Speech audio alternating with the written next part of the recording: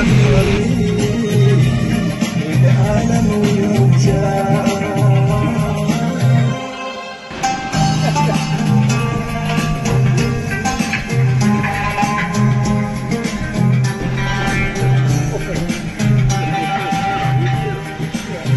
عليكم. أنا جد فخور في هذه الجلسة على شاطئ السعيدية مع الأستاذ بومدين المنتج نتاعنا، ومع السي محمد أعراب المطرب الكبير، والسي بسيسو عراب طفولة عبد اللطيف خلال. السلام عليكم. أنا فخور بهذه الجلسة.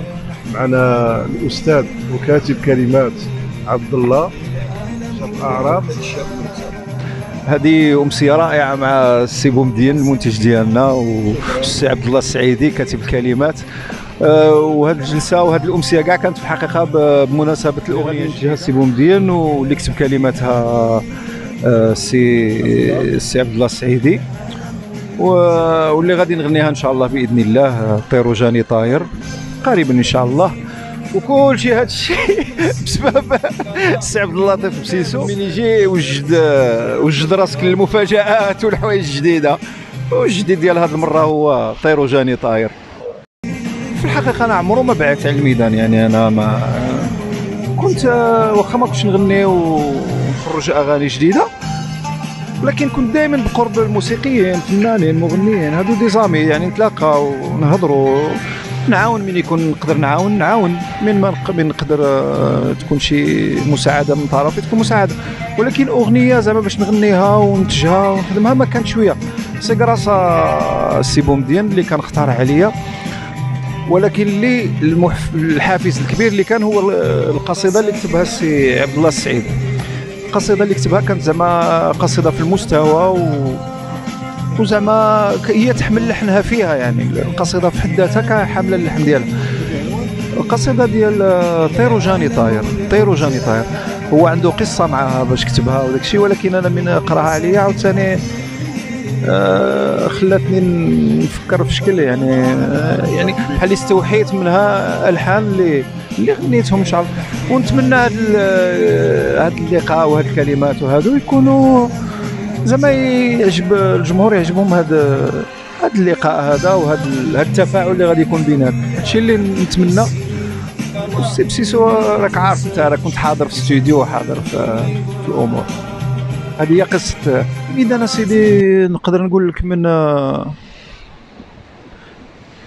من صافا ما درتش غير شويه ماشي بزاف، وهذه 96 هكا 94 97 من صافا ولا ما غني. ولكن كنت دي فوا ندير اغاني في الاستوديو، عندي واحد الميني استوديو ندير غنيوات بحال نسيتيني في الاولى ولا ما قلنا باش جيتي، ولا كنت ندير غنيوات هكا، ولكن ما كنخرجهمش، كنخليهم في الاستوديو. الا جا شي امي ولا كنعطيهم نقول له اسمع لهم، وكاين اللي خرجوهم في يوتيوب وعاودوا لهم مغنيين اخرين وعاودوا ونجحوا بهم، ولا ما عنديش مشكل. من 97 الاغاني اللي بقاو، لا اغاني بزاف تسجلوا، ولكن اللي تشهروا يعني حتى من الحب تاع الياس، الولف صعيب، حسدوا ولا غيره، الدار العاليه. هي الدار العاليه هي باش بدينا، والدار العاليه بديناها بالشكوري نعم 88 ولا 89 88 بديناها بالشكوري. وهاد الاغنيه هي شكوريه، يعني بحال نقولوا وليت داكشي اللي حيت داك الوقيته كانوا الشركات بحال يقول لك ديرنا هادشي نتاع يبغيوه الناس وهذه. دابا ما بقاش داك الضغط نتاع الجمهور خصو يشري ولا ما يشريش، دابا عندك الحق في الابداع وتغني. في الحقيقه ما عمرني نويت ان غنتلاقى مع السي أعراب الفنان الكبير، وكانت صدفه. وكانت عندي اغنيه جميله لانه كتبتها على مساله كتقص الاحاسيس تاعي. كنت في باريس جد مريض، فدخل الطاير الغرفه نتاعي فين كنت نايم، وانا في الحقيقه كنت في واحد الحاله فعلا زعما ماشي غير مريض، ولكني بحال حاله يأس، لانه كنت خصني نرجع للمغرب وما رجعتش تاعي. وكاننا في جواب انا وياه في سؤال وجواب، وبما انه هو بدا بالشكوري وكيحب الشكوري تواضع معايا ولقى الكلمات وهذه الكلمات هذه حقا ماشي كلمات بالنسبه لي، ولكني واحد الحكايه بيني وبين ذاك الطائر. طير وجاني طاير. بالنسبه لي انا قديم في الميدان، عندي شي 40 سنه في الميدان، وكان الوالد الله يرحمه حتى هو في الميدان، وانا فنان وكان نبغي الفنانه، وفي هذه المنطقه كاين الفنانين ولكن راهم ضايعين. بالنسبه لي انا كرئيس رئيس النقابه، الفنانين موجودين ولكن ما كاش الحظ. كيوجد القصيده وكيجبر يبغي يدفع حتى هو ياكل الحقوق ديالو والمسائل ديالو، كيتجبر ناحيه البث المباشر ما كيعطيولوش بزاف الصوالح، وكان اللي ينسحب وكان اللي راه باغي زايد في الميدان ولكن ما كانش شي نتيجه كبيره.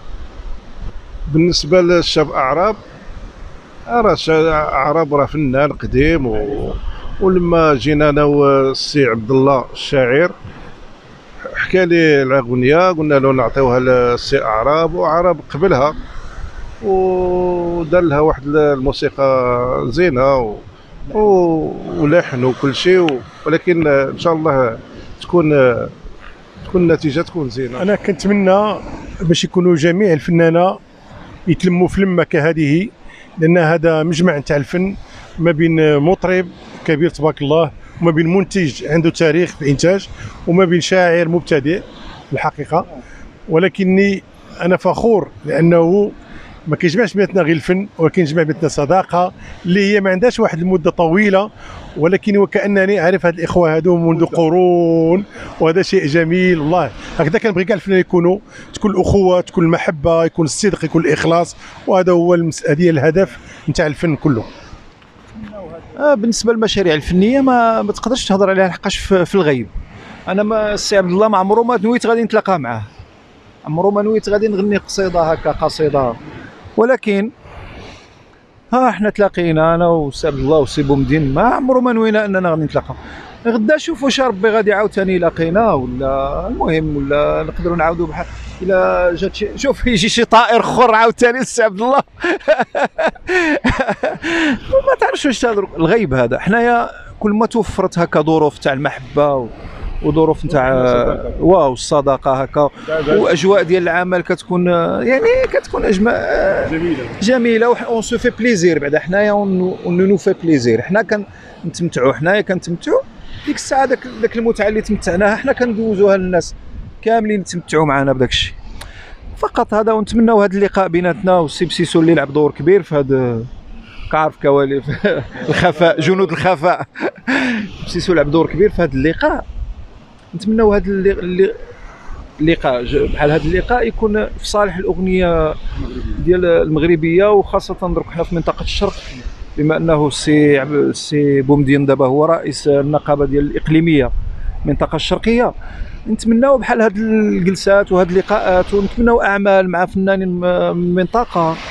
حنا المهم نتمناو الخير، يعني نتمناو نظن الى الخير كاين، خص غير تشاء الصدف ويجيو الطيور هكا، يجي شي طير يجي العوده. نتمناو ان شاء الله كما لقاتنا هذه الاغنيه تلاقينا اغنيه اخرى ان شاء الله، وتكون المحبه. وجميع الفنانين اللي راهم يسمعونا اللي بغى يجي يدير شي اداء ولا شي حاجه، ولا كاين الشاعر ديالنا اللي خصو كلمات، كاين الشاعر، الملحن، كاين كلشي موجود، وان شاء الله يكون الخير. ونسينا واحد البنيه تبارك الله عليها، احسان حتى هي كانت سامت معنا. هي رئيسه مجموعه تاع الطرب الغرناطي في وجده، وعزفت معنا في الاغنيه، عزفت معنا العود. هي ما تقدرش تجي، هي ما تقدرش تكون لان عندها مسؤوليات تاع بنياتها وعائلتها وهذه، ولكن كان الدور ديالها جد فعال وعاونتنا في الاغنيه وعزفت معنا العود تبارك الله عليها. نتمناو لها من هنا التوفيق حتى هي، وان شاء الله راح نقولوا ان شاء الله تكون حتى هي غادي دير شي انتاج جديد ان شاء الله، شي عمل جديد مع السي بومدين والسي عبد الله ان شاء الله باذن الله. السي الدرقاوي الله يشافيه، السي عبد الله، والمجموعه كبيره راه كاينه هنايا، ان شاء الله نديروا لهم لقاء. العلاقة نتاعي مع الشعراء علاقة جميلة وشيقة، ولولا ملاقاتي مع الناس هادو ما كنت يوما سأكتب ولو كلمة واحدة. الفضل كيرجع لهاد الناس اللي تلقيتهم، هاد الشعراء والسجالين اللي هما اللي جعلوني نحب هذا النمط نتاع الكتابة. وكانت الأمنية نتاعي منذ صغاري انني نكتب كلمات ويغنيهم شي مغني، كان غير حلم. والحمد لله انه كانت اول تجربه مع فنان كبير اللي العائله كلهم كيعرفوه، كانوا كيتصنتوا له وباقي لدابا كيتصنتوا له، وانا جد فخور فخور فخور لان الاستاذ عراب غنى هذه الاغنيه هذه. زيد على الشيء انه عندي واحد الكلمات اخرى كنتمنى باش يغنيهم، والشيء اللي خصو يعرف سي عراب ان اي كلمات كنكتبهم راه كيهموني انايا، هو غير كيغنيهم وراه ما عنده حتى علاقه معاهم، راه هو غير يغني. الا كانت فيها شي احاسيس وشي مشاعر ولا حزن ولا فرح، راه انا هو المعني بالامر، ماشي الكاتب ماشي المغني. وعندي اغنيه ان شاء الله لما نحكي همي غادي نحكي الاعراب ان شاء الله ويغنيها لي. جمعنا ما نجتمعوش السي عبد اللطيف، الفضل اللي يرجع لك انت السي بسيسو، ونتمناو لك الخير في المسيره ديالك. واخيرا وليس باخيرا كنشكر جميع الشعراء والكتاب والسجالين اللي ساعدوني، والشواعر اللي ساعدوني في هذا المسار نتاعي، ولولاهم ما كنت كما قلت هنا يوم. وكنشكر الجمعيه اللي كنتمي لها، جمعيه فرح للطرب الاندلسي والادب، الاستاذه فاطمه الزهراء فرح. وكنشكر جميع الاخوه اللي مدوا لي يد المساعده وما عمرني ما نسخرهم.